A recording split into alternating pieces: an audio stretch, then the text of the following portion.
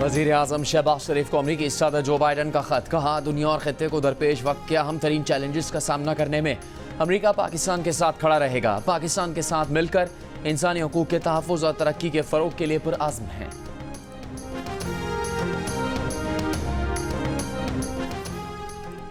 آصفہ بھٹو کی پارلیمانی سیاست میں انٹری، NA 207 نواب شاہ سے آصف زرداری کی خالی کردہ نشست پر بلا مقابلہ کامیاب، حلقے سے ضمنی انتخاب میں کھڑے ہونے والے دیگر 7 کے کاغذات مسترد ہوئے، 3 نے کاغذات واپس لے لیے۔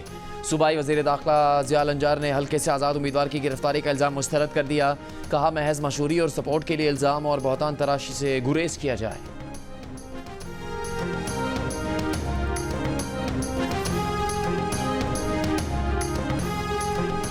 مشترکہ مفادات کونسل سے وزیر خزانہ آؤٹ، وزیر خارجہ اسحاق ڈار ان۔ ملک کی تاریخ میں پہلی بار وزیر خارجہ کو مشترکہ مفادات کونسل میں شامل کیا گیا ہے۔ وزیر اعظم کے ایڈوائس پر صدر نے کونسل کی تشکیل نو کر دی۔ 8 رکنی کونسل کے چیئرمین وزیر اعظم شہباز شریف ہیں۔ چاروں وزرائے اعلیٰ کے علاوہ وزیر خارجہ اسحاق ڈار، وزیر دفاع خواجہ آصف اور بین الصوبائی رابطے کے وزیر امیر مقام کونسل کے رکن ہوں گے۔ گزشتہ ہفتے وزیر اعظم نے ECC سے وزیر خزانہ کو باہر رکھا اور سربراہی اپنے پاس رکھی تھی، لیکن تنقید کے بعد فیصلہ تبدیل کیا اور سربراہی وزیر خزانہ کو دے دی تھی۔ بزنس کمیونٹی وزیر خارجہ اسحاق ڈار کو کابینہ کی نجکاری کمیٹی کی سربراہی سونپے جانے پر بھی اعتراض کر چکی ہے۔ جو اسپرنگ میٹنگز کے لیے جا رہے ہیں نا، جو واشنگٹن میں ہوتی ہیں، تو وہاں IMF سے ملاقات ہوگی، ورلڈ بینک سے ملاقات ہوگی اور اداروں سے ملاقات ہوگی، لیکن اس میں ہم اپنی جو ریکویسٹ ہے کہ وی گو انٹو دی EFF پروگرام، اس کو اور فردر فارملائز کریں گے۔ امید کر سکتے ہیں کیونکہ ابھی کوئی ایسی ان کے ساتھ کوئی فائنل نہ ڈسکشن ہوئی ہے نہ ایگریمنٹ ہوئی ہے، لیکن ہماری خواہش ہے کہ by the time that we wrap up this fiscal year, so and June early July تک کم از کم اسٹاف لیول ایگریمنٹ تک ہم پہنچ جائیں۔ وفاقی وزیر خزانہ محمد اورنگزیب کا کہنا ہے کہ خواہش ہے کہ رواں مالی سال کے اختتام تک IMF سے نئے قرض پروگرام پر اسٹاف لیول معاہدہ ہو جائے۔ نئے IMF پروگرام کے خط و خال پر بات کے لیے IMF حکام سے 14 اور 15 اپریل کو واشنگٹن میں ملاقات ہوگی۔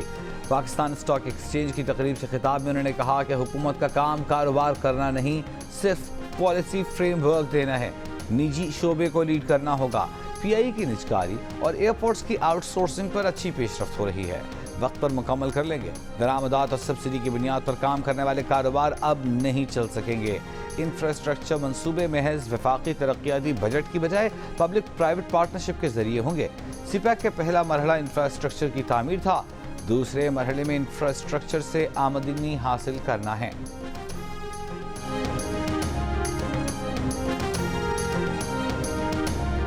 معیشت کی بہتری کے لیے سیاسی اور انتظامی دباؤ برداشت نہیں کریں گے، وزیر اعظم شہباز شریف کا اعلان۔ انسداد اسمگلنگ سے متعلق اجلاس سے خطاب میں کہا، جو چینی بیچ کر ہم ڈالر کما سکتے تھے وہ افغانستان اسمگل ہونے سے نقصان ہوا۔ بجلی چوری سے سالانہ 400 سے 500 ارب روپے کا نقصان ہو رہا ہے۔ نگراں دور میں توانائی کے شعبے میں 58 ارب روپے ریکور کیے گئے۔ نگراں دور میں اسمگلنگ کے خاتمے کے حوالے سے ٹھوس اقدامات کیے گئے۔ آرمی چیف اور صوبوں کے تعاون سے انسداد اسمگلنگ میں مدد ملی۔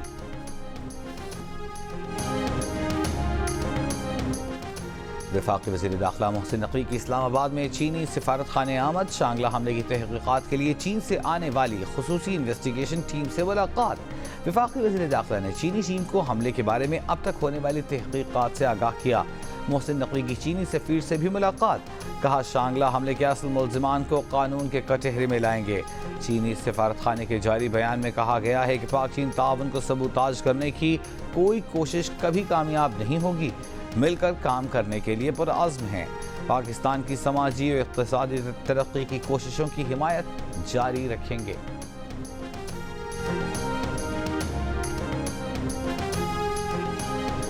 تحریک انصاف کی کور کمیٹی کو وکلاء کی کارکردگی پر تحفظات، بانی PTI کے کیسز میں کیوں پیش نہ ہوئے، لطیف کھوسہ کمیٹی کو مطمئن نہ کر سکے، کہا وہ عدالت میں پیشی کے وقت بانی PTI سے ہدایت لینے عدلیہ جیل گئے ہوئے تھے۔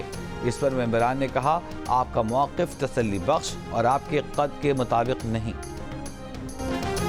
بابر کی واپسی، پی سی بی نے دوبارہ کپتان بنانے کا فیصلہ کر لیا۔ نئے chairman cricket board Mohsin Naqvi نے پرانے چیئرمین ذکا اشرف کا ایک اور فیصلہ تبدیل کر دیا۔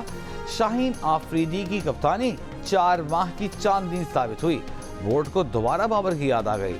شاہین شاہ آفریدی کا بورڈ کے فیصلے کو دیکھتے ہوئے قیادت چھوڑنے پر غور۔ ذرائع کے مطابق شاہین آفریدی کی قریبی ذرائع انہیں قیادت نہ چھوڑنے کا مشورہ دے رہے ہیں۔ بابر اعظم کو گزشتہ سال نومبر میں اس وقت کے چیئرمین ذکا اشرف نے کپتانی سے ہٹایا تھا، شاہین آفریدی کو کپتان بنایا۔ ان کی کپتانی میں پاکستان نے صرف ایک T20 سیریز نیوزی لینڈ کے خلاف کھیلی۔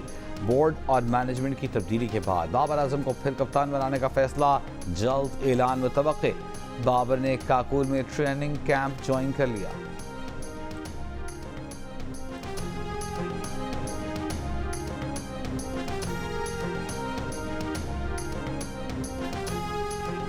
اسلام آباد ہائی کورٹ میں بانی پی ٹی آئی سے جیل میں پرائیویسی ملاقات اور ویڈیو لنک ملاقات کی درخواست۔ سپرنٹینڈنٹ اڈیالہ جیل نے بانی پی ٹی آئی سے ملاقاتوں کی رپورٹ عدالت میں جمع کرا دی۔ عدالتی معاون زینب جنجوعہ نے بتایا کہ ویب سائٹ پر جیل میں ہفتے میں 2 بار ملاقات کی اجازت نہیں دی گئی۔ سپیریئر کلاس قیدیوں کی ہفتے میں 1 بار ملاقات کا بتایا گیا۔ آن لائن رولز میں لکھا ہوا ہے کہ کوئی بھی سیاسی گفتگو نہیں کی جا سکتی۔ جسٹس اعجاز اسحاق خان نے کہا، سمجھ نہیں آ رہا کہ آن لائن میٹنگ کی مخالفت کیوں کی جا رہی ہے۔ 1 گھنٹے میں اس لائن کو ٹھیک کیا جا سکتا ہے۔ پٹیشنر مطمئن ہے تو بانی پی ٹی آئی سے ملاقات کرانے کی درخواست نمٹائی جاتی ہے۔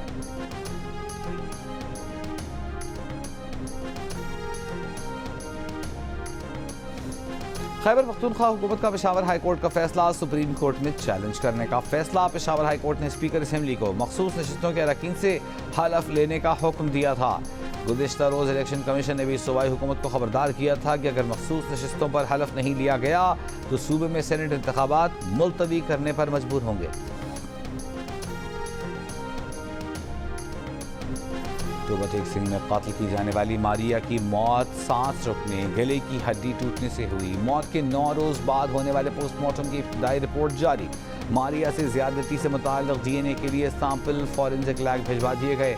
پولیس کے مطابق واقعے کی ویڈیو اور استعمال ہونے والا موبائل فون قبضے میں لے کر فورینزک کے لیے بھجوا دیا گیا ہے۔ مقتولہ سے مبینہ زیادتی کی تصدیق کے لیے اس کے بھائیوں اور باپ کے ڈی این اے ٹیسٹ کے نمونے بھی حاصل کیے جا رہے ہیں۔ قتل میں ملوث مقتولہ کا بھائی اور باپ 2 روز کے جسمانی ریمانڈ پر پولیس کی تحویل میں ہیں۔ ویڈیو بنانے والا دوسرا بھائی اور اس کی بیوی کو بھی شامل تفتیش کر لیا گیا۔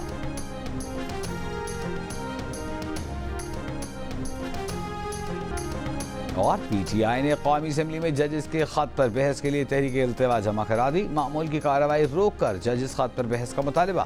تحریک میں کہا گیا ہے کہ بانی پی ٹی آئی عدلیہ میں اس مداخلت کے سبب جیل میں ہے۔